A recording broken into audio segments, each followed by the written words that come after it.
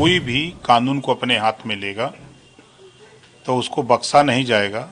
Anti narcotics task force highly professional ਬੰਦੇ hire ਕੀਤੇ ਨੇ, ਚਾਹੇ ਉਹ ਲਾਅ ਅਫਸਰ ਹੋਣ, ਚਾਹੇ ਉਹ ਫੋਰੈਂਸਿਕ ਦੇ ਹੋਣ, चाहे होर जांच के अधिकारी हों ते अपनी होंगे ना दे। पंजाब सरकार में है नशे के खिलाफ जीरो टॉलरेंस। पंजाब सरकार का एक और कठोर कदम। शिकायत दर्ज करवाने के लिए मैसेज करें 9779100200 पर।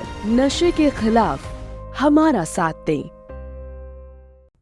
इन लोगों को भय हो गया है कि कुंदर की सीट पर मुसलमानों ने बीजेपी को वोट क्यों दिया। इस बात को लेकर के वहां इन लोगों ने आपस में लड़ाई करा दी। गोली अगर चल रही तो पुलिस को भी लगनी चाहिए ना। पुलिस को अगर निशाने पर लेके मार रहे हैं तो पुलिस के ऊपर तो गोली नहीं चल रही है। वो आपसी लड़ाई में इस तरह का घटना हुआ है कि प्रदेश में कानून का राज है। बाबा साहब डॉक्टर अम्बेडकर द्वारा बनाए गए संविधान में जो व्यवस्था है उस व्यवस्था में सरकार काम कर रही है। कोई भी कानून को अपने हाथ में लेगा तो उसको बख्शा नहीं जाएगा और किसी निर्दोष के साथ कोई कार्रवाई नहीं होगी। जो दोषी होगा, जो कानून अपने हाथ में लेकर कानून से खिलवाड़ करेगा, उसके खिलाफ कार्रवाई होगी, चाहे वो कोई किसी जाति धर्म का हो। सर, विपक्ष जिस तरह से सवाल खड़े कर रहा है कि संभल में लोगों को जबरन परेशान किया जा रहा है, गिरफ्तारी जबरन की जा रही है, आरोप लग रहे हैं। समाजवादी पार्टी के प्रतिनिधि मंडल वहां जाने वाला था लेकिन प्रशासन ने रोक दिया। अब सपा राष्ट्र अध्यक्ष अखिलेश यादव ने ऐलान किया है कि वो खुद वहां जाएंगे, बल्कि डीएम ने तो रोक लगा रखी है। अभी देखिए, ये लोग, इन लोगों को भय हो गया है कि कुंदर की सीट पर मुसलमानों ने बीजेपी को वोट क्यों दिया। इस बात को लेकर के वहां इन लोगों ने आपस में लड़ाई करा दी, विपक्षियों ने। तो आपसी लड़ाई की वजह से ये तुल पकड़ा है। पुलिस वहां सुरक्षा के लिए, वहां शांति व्यवस्था के लिए काम कर रही है और उस समय भी उसी उद्देश्य से गई। लेकिन उपद्रवी अगर उपद्रव कर रहे हैं, दो पक्ष आपस में लड़ रहे हैं, कोई पत्थरबाजी कर रहा है, कोई गोली चला रहा है, तो गोली चला रहा है तो पुलिस के ऊपर चला रहा है, कहाँ चला रहा है। गोली अगर चल रही तो पुलिस को भी लगनी चाहिए ना।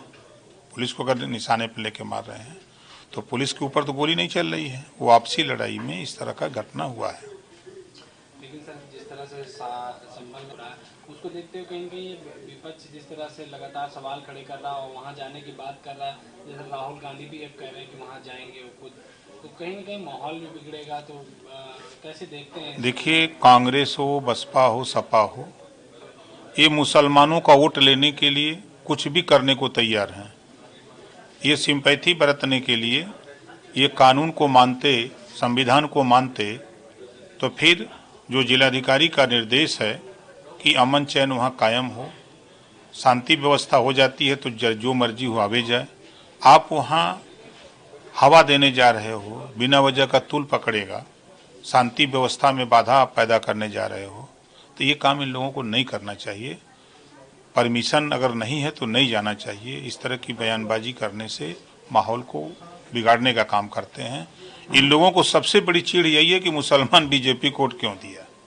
ये लोग तो नफरत सिखाते हैं कि बीजेपी से दूर रहो, और बीजेपी कह रही है कि सबका साथ सबका विकास, सबको रोटी कपड़ा मकान शिक्षा दवाई सबको मिले, चाहे वो किसी जाति धर्म का हो। इस बात से विपक्ष चिढ़ा हुआ है। तो ये खुराफात, चुनाव हारने की वजह से जो चिल्ला चिल्ला के आप लोगों के चैनल पे कहते थे कि 9 की 9 जीतेंगे और हसर क्या हो गया। बड़ा अहंकार था कि 24 में हम 9 जीतेंगे, 27 में सरकार पूरा हम 403 जीत लेंगे। अब तो समझ में आ गया ना। बहुत अहंकार था, कटहरी में बहुत अहंकार था ना लेकिन ये नहीं जानते हैं कि राजभर है।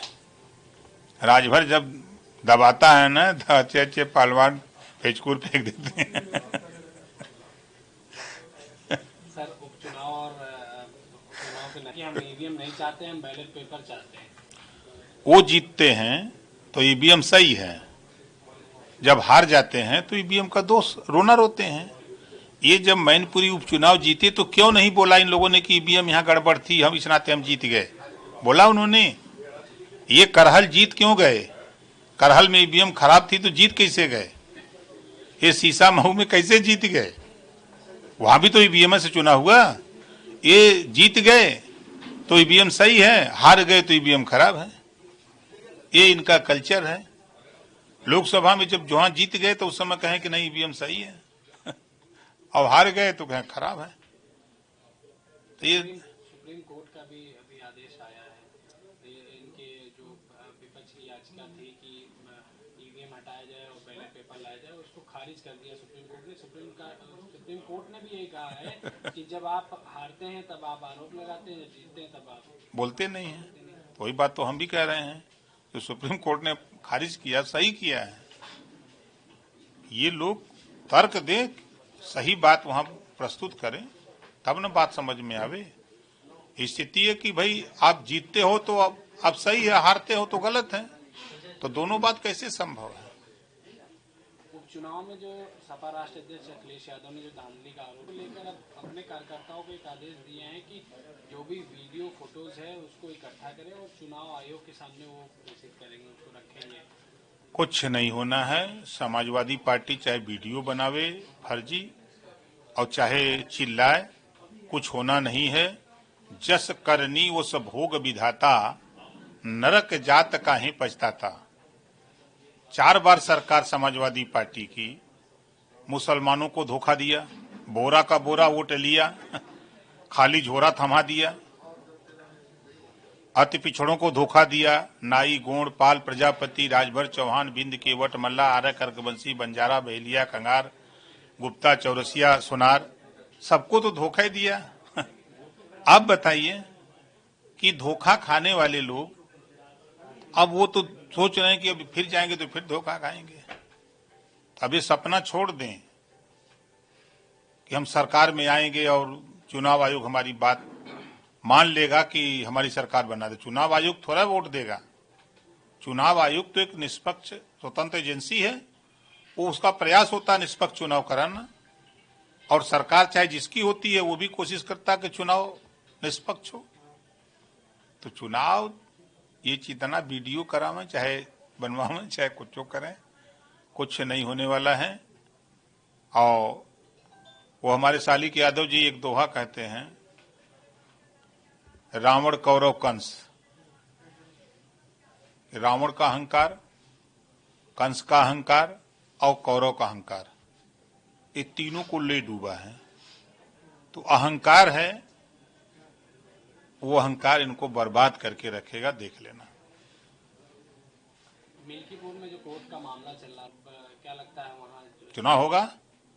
दिल्ली के साथ चुनाव होगा और चुनाव जीता जाएगा। हमसे जुड़े रहने के लिए हमारे YouTube चैनल को सब्सक्राइब करें और नई वीडियो की नोटिफिकेशन के लिए बेल आइकॉन को दबाएं। अगर आप ये वीडियो Facebook पर देख रहे हैं तो लाइक जरूर करें और ज्यादा से ज्यादा शेयर करें। धन्यवाद।